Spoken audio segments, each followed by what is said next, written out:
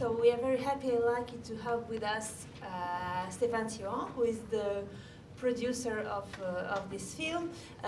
Maybe Stéphane, could you start by saying giving us an update about the destiny of the film? It has been screened in many festivals, and I think you have very recent good news about it. Yeah, so the film had its world premiere in June this year in Great Britain at Sheffield Dogfest, which is like a very important festival, like the third biggest festival in the world. We had our Ukrainian premiere, national premiere in Odessa in July at the Odessa International Film Festival, and the film won actually its first award in Odessa in July. And now we are in the middle of the autumn season of festivals, which is actually the most important time for film festivals in Europe especially. We are going next week to Amsterdam, to the IDFA in Amsterdam, which is the biggest film festival in Europe. We are in the official selection. And in the past weeks, the film was screened in Riga at Art Dog Fest, the festival organized by Vitaly Mansky in Moscow and Riga. The film got an award in Iraq, in Kurdistan, in Duhok, an important film festival in the Autonomous Republic of Kurdistan.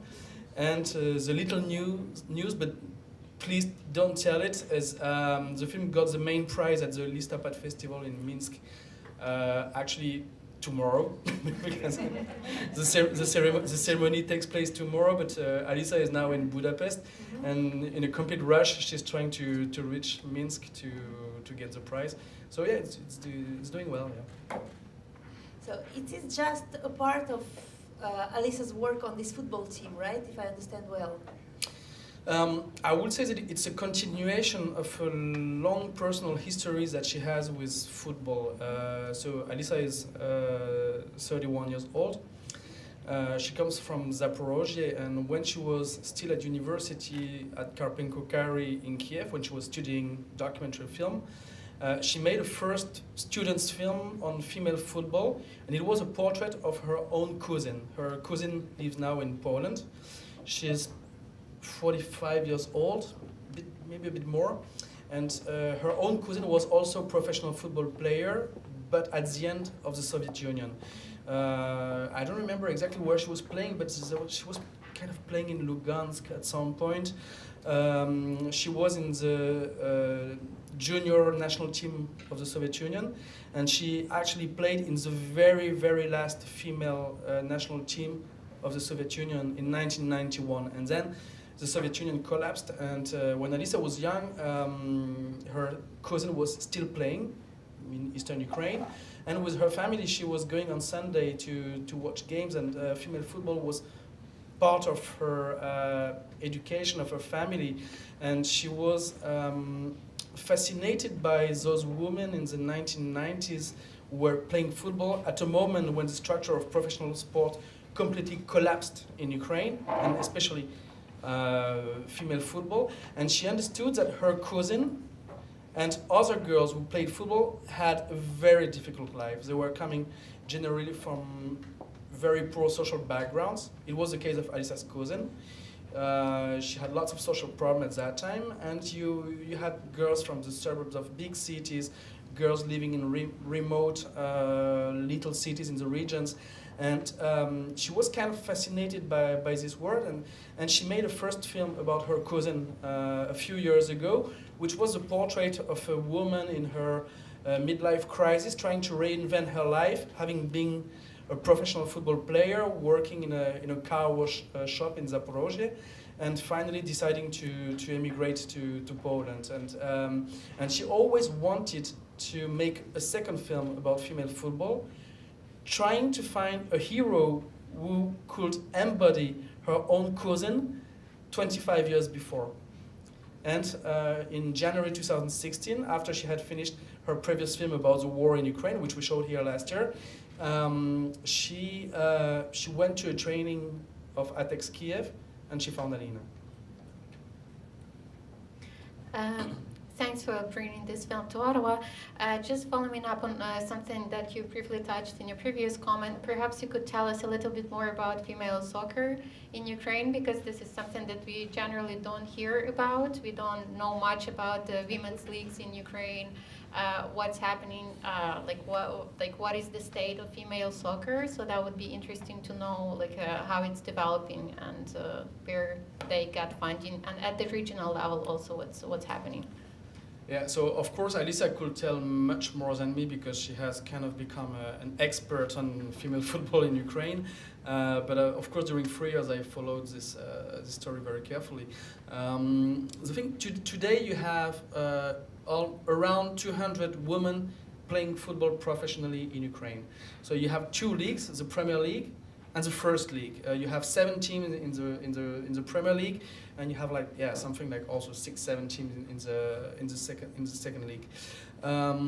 It's completely underfunded. There is a lack of money. The story of female football in Ukraine is quite interesting. I mean, I don't know if some of you know this, but it seems that professional female football was banned during the 1970s under Brezhnev. I heard that the Soviet authorities banned female football because it was considered to be dangerous for the health of women. And it was authorized once again in 1986, actually when the perestroika started.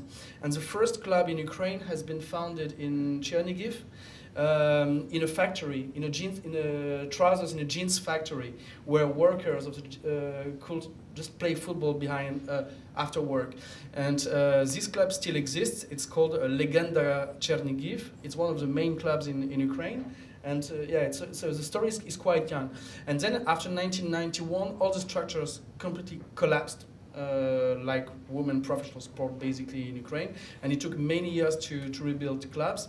And now it's a very difficult situation because male football is doing pretty good in Ukraine because it's financed by oligarchs or by local businessmen, and you have good teams who can compete at the European level.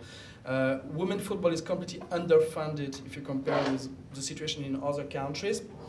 You have only 3 teams which are kind of structured. There are 2 teams in Kharkiv, Zhilstroy 1 and Zhilstroy 2.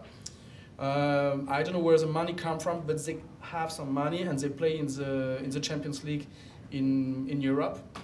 And there is also this Legenda Chernihiv, which is still working pretty okay. Atex Kiev is the poorest team it's the only club in Kiev. It's the poorest team of the Premier League. There is no sponsor. The girls are professional, but they don't get a regular salary. Sometimes there is a sponsor coming in for 3 months and the girls get some money, and then it stops again, and they have it's very difficult. And so basically this is the economical situation of the sport in Ukraine. I think the strength of this film is also the fact that it goes beyond sports and football team, and raises a lot of questions about Ukrainian society in more generally. And of course, the first thing we think about when we watch this film is women in Ukrainian society. There are almost no men in the film. 2 of them, Roman, the father, and then the guy of the local administration. And of course, what we see here is a very classical post-Soviet situation of women trying alone to carry the whole family, caring women. There's a lot of love in this film, in this family. And so, do you think that this dimension was anticipated by you and Alisa when you constructed the film?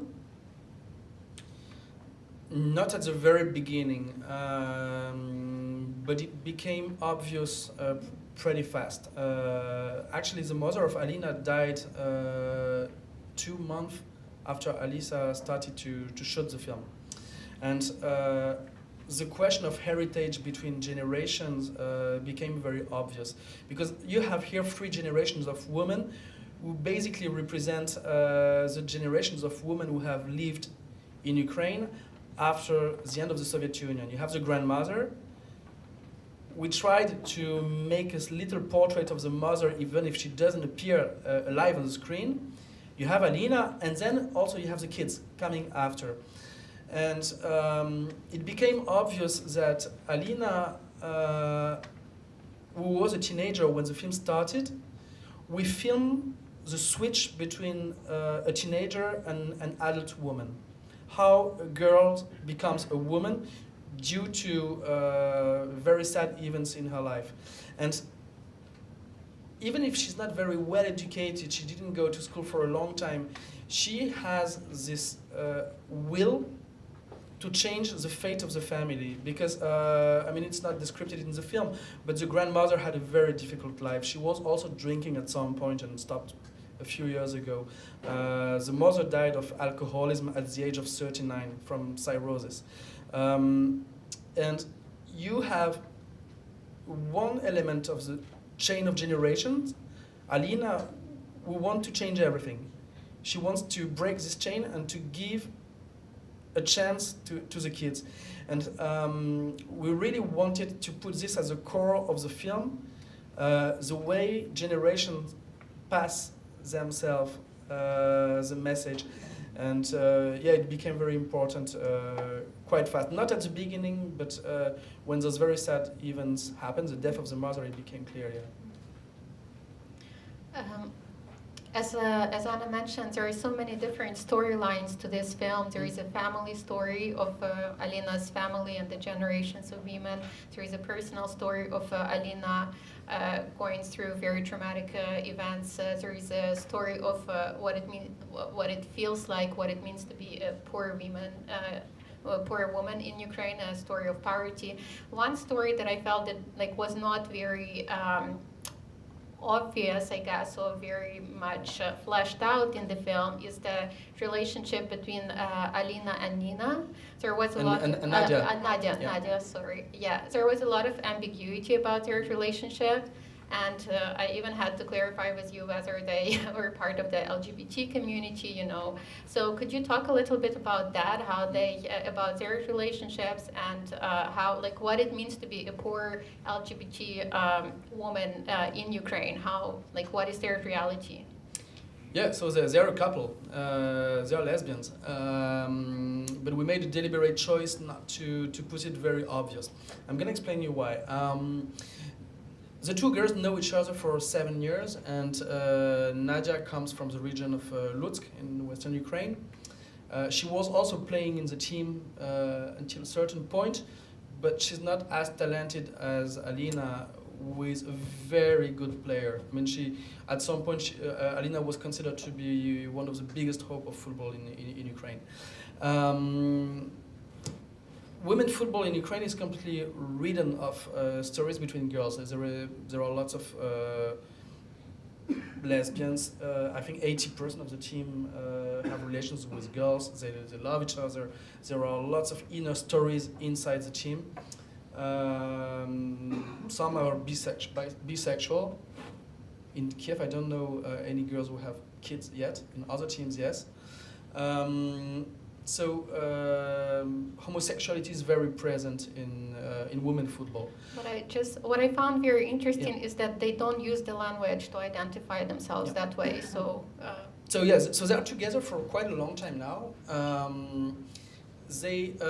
Nadia moved to the apartment, to the family apartment of Alina because she didn't have money either.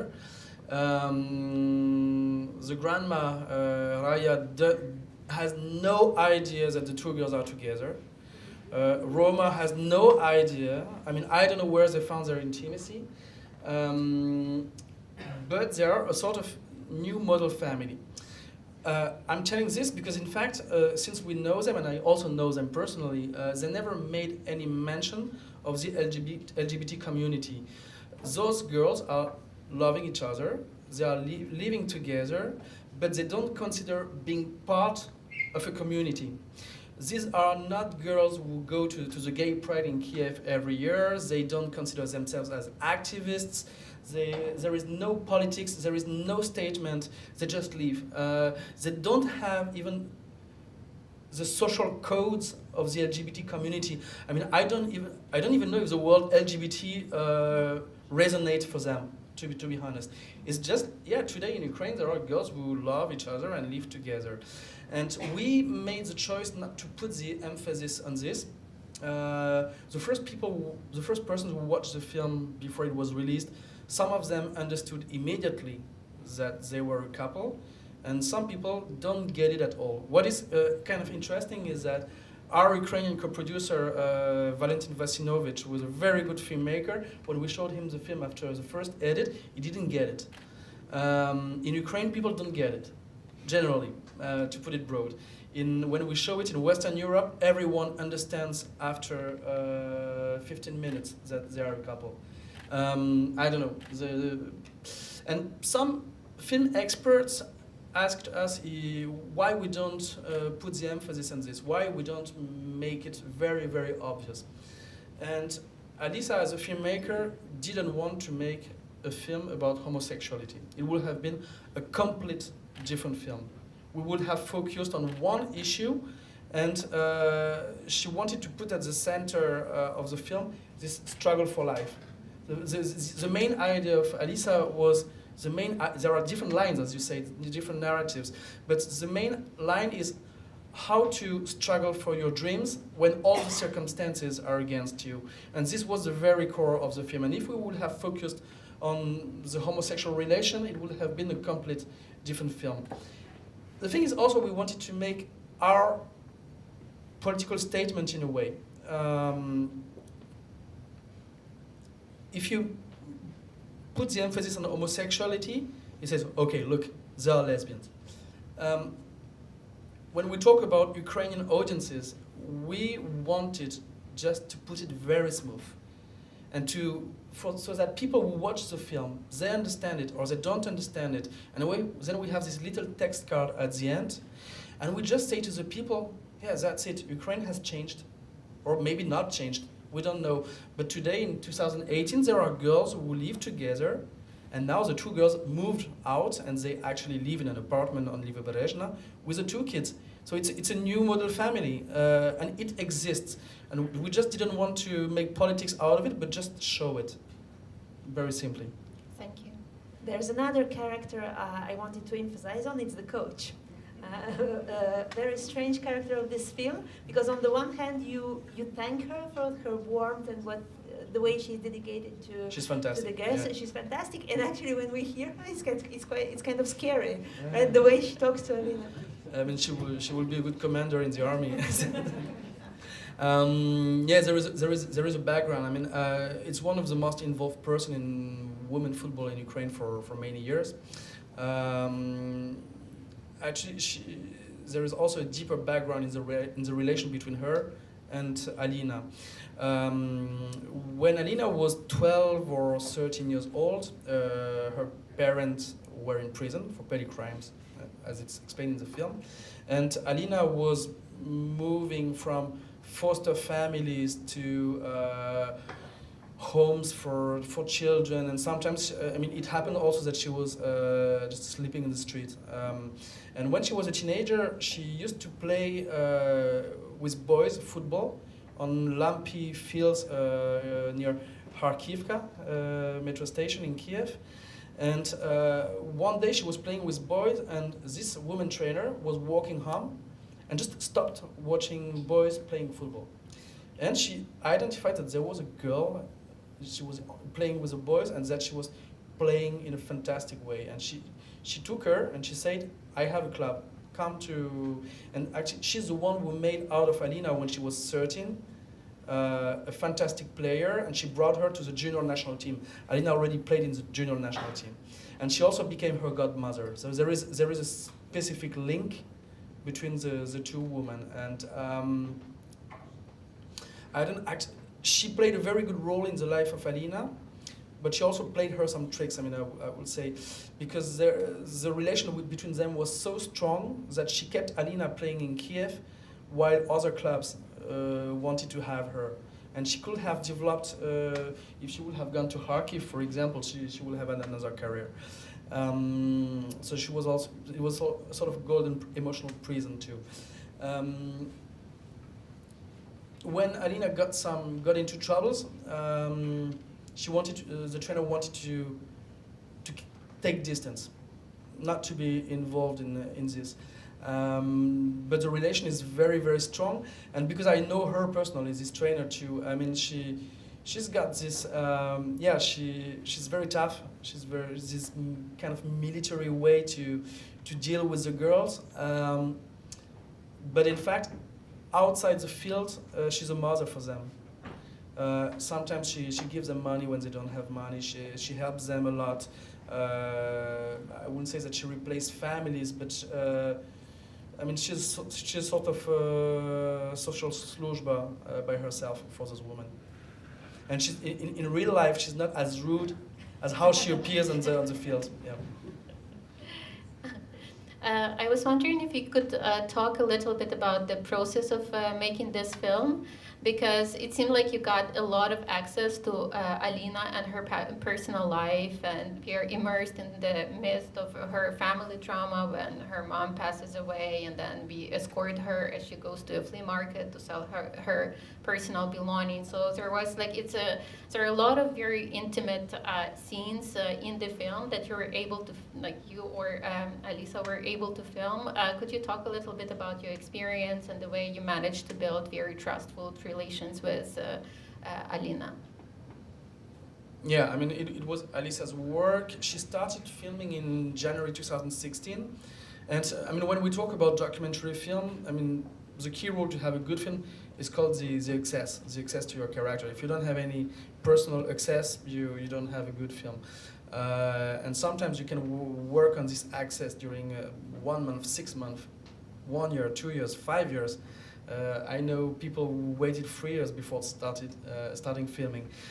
What happened in this case, after Alisa discovered Alina on this very first training in the winter in 2016, she proposed to Alina to make a film. And Alina is a woman of very few words. She said, "No, ladna, давай." And basically, it was the answer: make a film if you want. I mean, I don't care. And during 2 months, Alisa started to film around, to go with the girls when they were buying some beer and vodka and smoking after the match. She was going to a little party with them. She was like getting into this. It's really a gang. I mean, we didn't bring it that much on this because you have to select in a film. But those girls who play football, it's a sort of underground subculture in Ukraine with very specific codes, and they really look like sort of gang, and it's quite interesting. And it took a few weeks to Alisa to be accepted in this subculture, but the fact that Alisa's cousin was playing football and was known in Ukraine helped Alisa in terms of legitimacy. Alisa knew football and the girls knew it. Then there was the access at home. How did it become so intimate? The mother of Alina died 2 months after the beginning of the shooting. And basically all the walls broke down. At the very beginning, the mother didn't want to accept Alisa inside the apartment because she was 39 years old, but she was already looking very bad physically. She was sick. She was absent. Sometimes she was disappearing. She was just going binge drinking for days. She was coming back, but Alisa didn't have access to the apartment until actually she died, because Alisa was there when it happened, and it was a shock for her. She followed the events. She filmed. Her hands were shaking when she was filming those events. She had difficulties to find her place, but all the doors of this apartment opened suddenly because Alisa went through those tragical events with the family. Actually, the scene when there is this little banquet for the funerals, I mean, we paid for this because they didn't have the money for this. So I remember I went to buy a few bottles of vodka, a bit of food, and because we had to do this. We had to help them at some point to go through this. And Alisa became a sort of family member then. They didn't watch the camera anymore. They were a little bit lost in their new life. Everything was falling apart, and they didn't look at the camera anymore. And then during many months, Alisa just was taking the metro to go to visit them whenever she wanted. Sometimes Alina was disappearing during 2-3 weeks and was not answering telephone and SMS when she had some very dark, down moments. And then she was calling again, and Alisa was just taking the metro and going there. And she was saying to me, okay, I mean, I'm going filming 2 hours, and sometimes she was just not coming back in the evening, and Alisa was staying there with her camera. She was sleeping on the ground. It was difficult because we also couldn't bring any sound engineer in this apartment, not a second camera. We have a second cameraman working for the football scenes. For those who know a bit Ukrainian cinema, the second cameraman is Stéphane Siohan. He's the one who filmed the film Maidan of Sergei Loznitsa. He's a very good DOP in Ukraine. And at the end, Stéphane came a little bit in the apartment. But basically, all the intimate scenes are filmed by Alisa. And she had a sort of full access. I mean, she was considered to be a family member in the end.